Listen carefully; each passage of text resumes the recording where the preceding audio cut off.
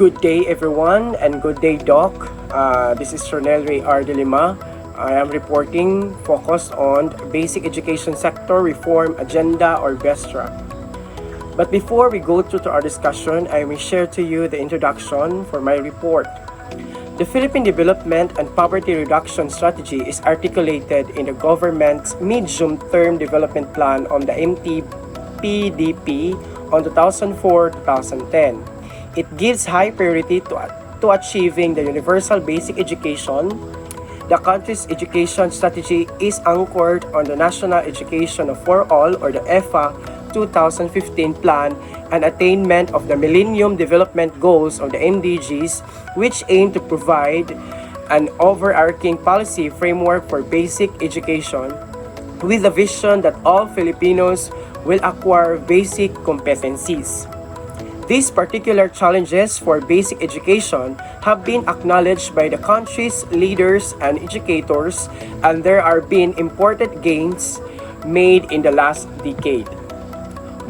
Important initiatives on rationalization were introduced by Department of Education or DepEd administration following the passage of the Governance of Basic Education Act or Republic Act RA number 9155 in 2001, with its emphasis on the declaration that the school shall be the heart of the formal education. The reform proposal were progressively refined, and by 2005, there was widespread consensus on the need for urgent sector-wide strategies that would place schools first and empower local communities to take initiative to achieve school improvement. Now, there are some department education order on BESRA or DepEd order on BESRA. The first one is the DepEd order number 23 series of 2010. This DepEd order entitled Adaptation of the BESRA Implementation Accountability Plan on 2010-2012, a blueprint for transforming basic education sector. The second one is the Department Order number 34 series of 2009, which entitled Moving Forward in the Implementation of the Basic Education Reform Agenda or BESRA, number 16 series of 2008, coordinating mechanism for implementing the basic education sector for reform agenda or BESRA. The next one is the DepEd order on BESRA, number 69 series of 2007, which entitled the Coordinating Mechanisms for Implementing Actions under the Basic Education Sector Reform Agenda or BESRA.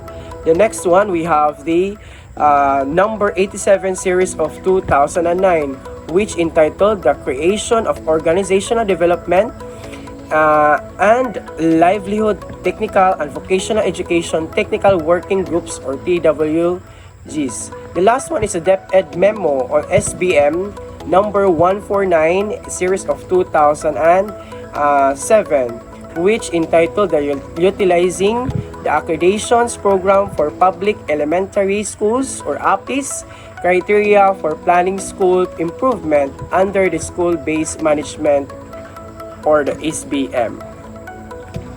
The question to funder: what exactly is the Basic Education Sector Reform Agenda or BESRA? When we talk about BESRA, BESRA is a package of interrelated policy actions intended to bring about a fundamental change in how education is delivered across the basic education sector and in how reforms in the basic education sector are planned and implemented. Now, the BESRA policies actions are organized under 5 key reforms trusts or the key RTs that focus on. The first one is the Strengthened School-Based Management or SBM. The KRT1 relates to the reform principles that the best people to improve the quality of schools are the people most directly affected by the school's operations, namely the school heads, the teachers, the students, parents, and others in the community. For example, for this is implementation of school and annual improvement plans, MOOE, or the maintenance operation of expenses based on needs. The second KRT is the improved teaching effectiveness and teachers' development. This is the teacher-centered. The second KRT focuses on the important role of the teachers as driving force in the improvement student learning and educational quality at the school level. For example, for this is the Teachers in Service Training Seminars and Scholarships, the National Competency-Based Teachers Standards, or the NCBTS, application and implementation. The next KRT is the social support to learning, which enhance quality assurance through standards and assessment. The third KRT is focused on ensuring wide social support for learning in schools. People from all sectors of society play an important role not only in supporting the works of the teachers, but also in supporting the schools and all the curricular processes that aim to promote student learning. Example for this is the Brigada Eskwela, the GPTCA, Barangay RTA, vendors, the government officials, the private sectors, and NGOs. The fourth KRT is the improved access and learning outcomes through alternative learning or others. The fourth KRT emphasizes the variety of educational experiences that can help learners attain the learning goals. This includes having early childhood learning experiences, alternative learning systems, and other varied learning experiences to help students attain highest levels of learning. Example for this is the full implementation of RBEC, or the Revised Basic Education Instructions, learning resources, curricular and extracurricular activities. The last KRT is institutionalized culture change in the DepEd, or the Department of Education. The fifth KRT refers to the Department of Education's institutional culture to have a change from prescribing actions through orders and memos to facilitating schools' initiatives and assuring quality. And that are the 5 K-Reform Trusts, or the KRTs of BESRAs. Why is BESRA is a good reform package? Why BESRA is the promise of redemption? According to Dr. Alan Bernardo, a professor of De La Salle University, in a forum of education about BESRA's promise, there are many important reasons why BESRA is truly a positive set of policy reform. The most important reason is the educational philosophy underlying the various components BESRAs. All components of the reform initiatives are intended to help Filipino learners to attain higher levels of learning and achievement. The higher levels of learning are defined in terms of cognitive and affective knowledge in the major learning areas that would allow the learners to effectively participate in the diverse and complex life situation beyond the school and continue life learning. And that is according to Dr. Alan Bernardo. Now, let's go to the Basic Education Sector Transformation, or BEST. What is BEST?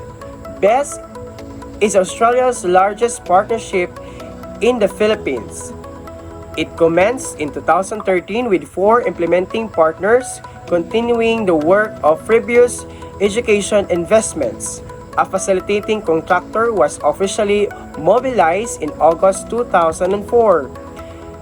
The program, which is the BEST, was originally designed as a 12-year program which corresponding end program outcomes, or the EOPOs.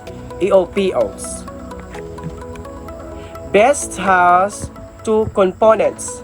The first one is a component 1, the free service teachers education, in-service teacher education, education leadership, teaching and learning materials, education facilities. The second component is evidence-based policy, planning and management, unified information system, the gender equality, and of course, the mainstreaming.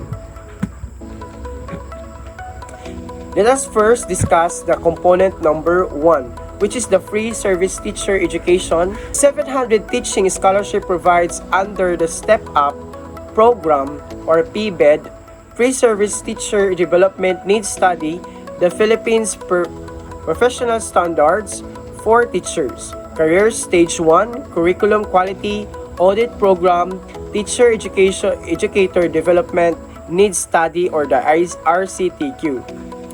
In-service teacher development and support, Philippine Professional Standards for Teachers, Career Stage 1 to 4, Teacher Development Needs Study or the RCTQ, Subject Strengthening System, Develop and Trainers Trained, Trainings Delivered in Action Research, Formative Assessment, Learning Action Cells for Information Communication Technology or the LAC ICT, Guidance and Counseling Modules for Year 10 students, support for the integration of mother tongue into lesson plan.